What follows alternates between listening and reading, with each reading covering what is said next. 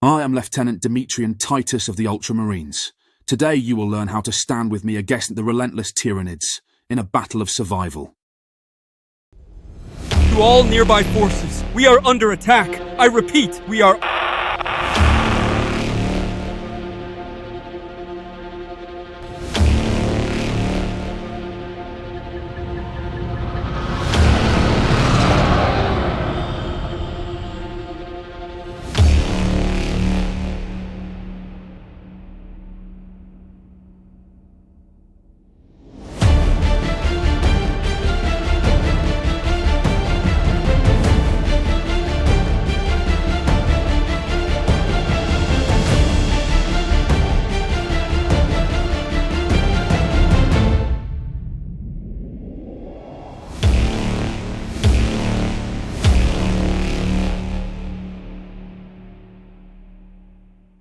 We have a very special crossover event with the upcoming Space Marine 2 video game, which will be released on September the 9th. The third-person shooter is due to come out on PlayStation 5, Xbox Series X and S, and PC, and in honor of the release, we have seen the hero from that game, Lieutenant Demetrian Titus, join Tacticus. Amongst the ranks of the Ultramarines, Lieutenant Titus has a reputation for decisive action and incredible warrior skill. He has fought countless battles in the Emperor's name, including his now infamous campaign against the war boss Grimskull on the Forge World Graia. Titus has an unbelievable ability to emerge victorious despite seemingly impossible odds. And so we have a surprise 6th Ultramarine, and this is another one that looks like he will be an absolute menace in many modes, especially because of his very unique skill set. But as a huge fan of the original Space Marine game, and someone that will definitely be picking up Space Marine 2, I am so excited to see him in Tacticus. As always in this series, we're going to take a look at 3 different things: how long it roughly takes to level him up to Diamond 3 when compared to other characters, his traits and general usefulness, how good he is in legendary events, and I won't be looking too much into his usefulness in guild raids or tournaments, as I leave that to our other wonderful content creators. So let's dive right in.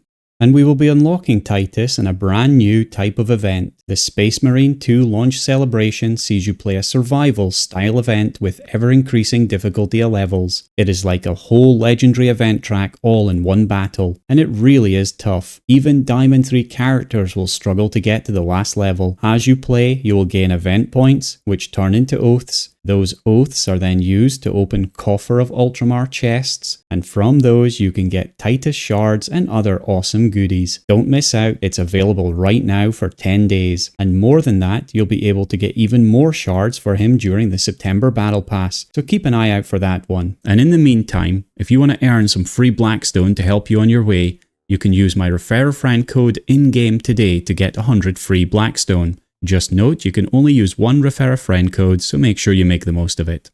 And now let's move to looking at roughly how long it takes him to level from Stone 1 to Diamond 3. The reason I say roughly is because my sheets don't take into account all the extra ways you can get free energy, like in the tournament arena, nor getting items gifted from your guildmates or from the daily shop. It also doesn't take into account any hard to get items that haven't been added in lots of places yet, but even with all that in mind, it's always interesting to see how they compare to the other characters. For Titus, as a special character, we can see that he's not as easy to level as the other recent releases, but he is still a lot easier than the other Ultramarines who are right at the top of the list. He sits in 51st position and takes 38 days to go from Stone 1 to Diamond 3. And we can see all of that over on the graph. It takes Titus 3 days to go from Stone 1 to Bronze 1, another 2 days to go from Bronze 1 to Silver 1, 6 days to go to Gold 1, 13 days to Diamond 1, and then 14 days to Diamond 3, which of course adds back up to the total 38 days. Not the most difficult of course, but certainly not the most easy. Let's see what he has in his kit and whether he's worth the effort. And we'll start with his abilities. He is an Imperial character. He has a chain melee 4 attack and no ranged attack, and he only has Final Vengeance for his skills, which lets him have one more swing at the enemy he has just killed, but also plays a part in his passive skills. And for his passive skills, it's Fueled by Fury, which is in the damage category of skills, and this is a pretty unique skill as it has a couple of different parts to it. Firstly, Titus deals extra damage with all his attacks for each time a friendly character has used an active ability in battle. And yes, Baraquel's active counts each time it is used, so you can really ramp up Titus's damage here. Secondly, when Titus is defeated for the first time in a turn, he can't be overkilled. That means that his final vengeance will definitely swing at an enemy, but even better than this, if he defeats that enemy, then Titus is revived automatically. A pretty amazing skill. Should this be prioritized as a skill over others? Damage skills are always difficult for me to prioritize over other skills if you're a new player, but if you want to maximize this character, then I'll at least give it a maybe. His active is Tactical Precision, and this falls into the damage category of skills. This is a pretty simple skill. If you've charged at an enemy, and remember, that just means you have to move to be adjacent to them that turn, then you will do bolter damage, and it's always a crit. Otherwise, if you haven't charged, then you do chain damage instead. And the other really fun thing about this active, if you've been revived or resurrected, you can use it again. As with most damaging actives, I don't think this should be leveled above other skills when you're a new player. So what do I think about his skills? Well, firstly, he's a super flavoursome character. I love his kit, and it really reflects the character in such a beautiful way from the game. If you know Titus, then you will instantly recognise his skill set. Although his traits are limited, he does have chain and bolter damage, so he might be okay in legendary events, but we will soon see. I do really love his ability to self-revive though. I think that's a very powerful skill to have, and so it really bumps him up as a character you should be trying to get. In terms of the modes he fits into, I can see him starting to appear in quite a few different ones. Firstly, for my favourite mode, legendary events, he might be a really nice character with his self-revive, especially if you've got him quite leveled up. Of course, it depends on how many battles he fits into, but there's definitely potential to get him involved. For Guild Wars and Tournament Arena, I think it's a similar story. He has a lot of damage and is going to be annoying if you manage to kill him.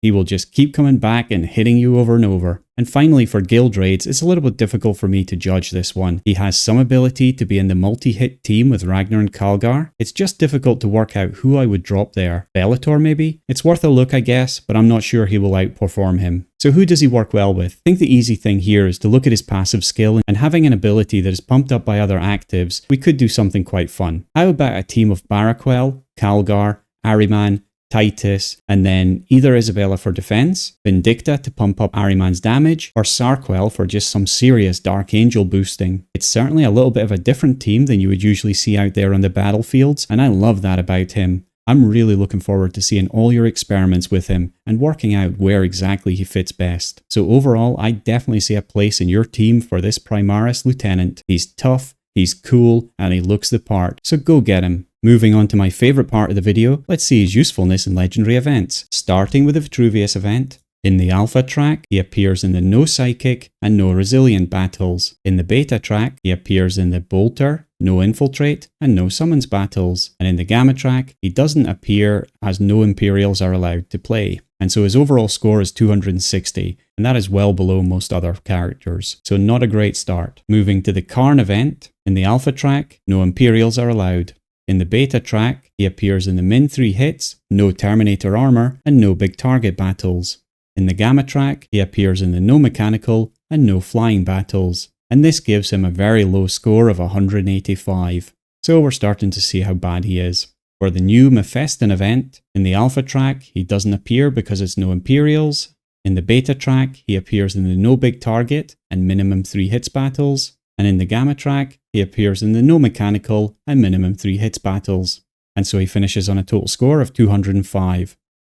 So if we move to the best teams overall tab, we can see that Titus comes in 72nd position. And that doesn't exactly set the current legendary events on fire. So a real disappointment for me from the overall points perspective. But as I said, I do expect him to be pretty useful in some places, so maybe we'll see him appear. But I wouldn't exactly be rushing to level him up purely for legendary events yet though. Let's hope we get even more Imperial focused legendary events in the future. Our Imperial brothers still need a lot of love. So what do you think of Titus? Is this Tyranid Slayer going to be joining your fight for survival? Or will he be another boy in blue at the bottom of your leveling list? You can check him out at the weekend on my Google Planner Sheets link below. Unfortunately, due to the surprise delivery of Titus, I won't get a chance to update them before then. See you on the battlefield.